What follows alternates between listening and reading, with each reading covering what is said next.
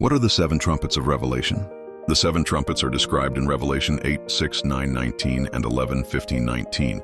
The seven trumpets are the contents of the seventh seal judgment, in that the seventh seal summons the angels who sound the trumpets. Revelation 8, 1-5. The judgments heralded by the seven trumpets will take place during the tribulation period in the end times. The first trumpet. When the first angel sounds his trumpet, the world experiences hail and fire mixed with blood. Revelation 8, 7. 1/3 of the world's trees are burned up in this plague, and all the grass is consumed. This judgment bears some similarities to the seventh plague in Egypt. See Exodus 9, 23-24. The second trumpet. In heaven, a second angel sounds a trumpet. The result is that something like a huge mountain, all ablaze, was thrown into the sea. Revelation 8, 8. 1/3 of the sea turns to blood, 1/3 of the ships sink, and 1/3 of ocean life dies. Verse 9. This judgment is similar in some ways to the first plague in Egypt. See Exodus 7:20-21. The third trumpet. The third trumpet judgment is like the second, except it affects the world's freshwater lakes and rivers instead of the oceans. Specifically, a great star, blazing like a torch, falls from the sky and poisons 1/3 of the water supply. Revelation 8:10. This star is given the name wormwood, and many people die. Verse 11. In botany, wormwood, Artemisia absinthium, is a shrub-like plant noted for its extreme bitterness and poisonous properties. The fourth trumpet. The fourth of the seven trumpets brings about changes in the heavens. 1/3 of the sun was struck, 1/3 of the moon, and 1/3 of the stars, so that 1/3 of them turned dark. 1/3 of the day was without light, and also 1/3 of the night. Revelation 8:12. Following the fourth trumpet judgment, John notes a special warning that comes from an eagle flying through the air. This eagle cries out with a loud voice, saying, "Woe, woe, woe to the inhabitants of the earth, because of the trumpet blasts about to be sounded by the other three angels." Revelation 8:13. For this reason, the fifth, sixth, and seventh trumpets are referred to as the three woes. The fifth trumpet.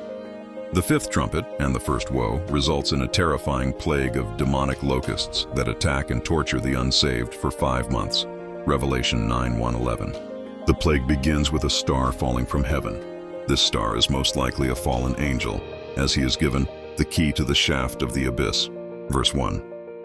He opens the abyss, releasing a horde of locusts with power like that of scorpions. Verse 3. The locusts do not touch the plant life of earth. Rather, they head straight for those people who did not have the seal of God on their foreheads. Verse 4.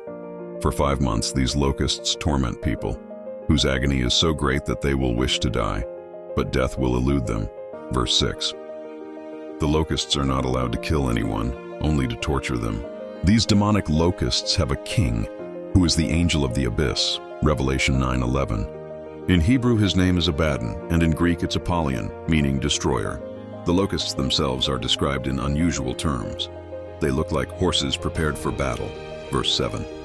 They wear something like crowns of gold, and their faces are vaguely human. Verse 7. They have hair like women's hair and teeth like lions' teeth. Verse 8. They have something like iron breastplates, and their wings sound like the thundering of many horses and chariots rushing into battle. Verse 9. Like scorpions, they have stings in their tails. Verse 10. This description has prompted many different interpretations. Is this a vision of helicopters, of barbarian warriors, of a satanically empowered army, or of actual creatures from the pit of hell? We won't know for sure until it happens. The sixth trumpet. The sixth trumpet, and the second woe, involves the onslaught of another demonic horde. Revelation 9:12-21. Once the sixth trumpet sounds, a voice from the altar of God calls for the release of the 4 angels who are bound at the great river Euphrates. Verse 14. These 4 angels had been kept in captivity for just this purpose, to wreak destruction during the tribulation. Verse 15. These 4 wicked angels lead a supernatural cavalry of thousands upon thousands to kill 1/3 of humanity. Verse 16. The riders have breastplates of fiery red, dark blue, and yellow. Verse 17. Their horses have the heads of lions, and out of their mouths came fire, smoke, and sulfur, and their tails were like snakes. Verses 18-19. They kill with their mouths and with their tails. Despite the severity and horror of these plagues, the survivors on earth still refuse to repent. They continue in their idolatry, their murder, their sorcery, their sexual immorality, and their theft. Revelation 9:20, 21.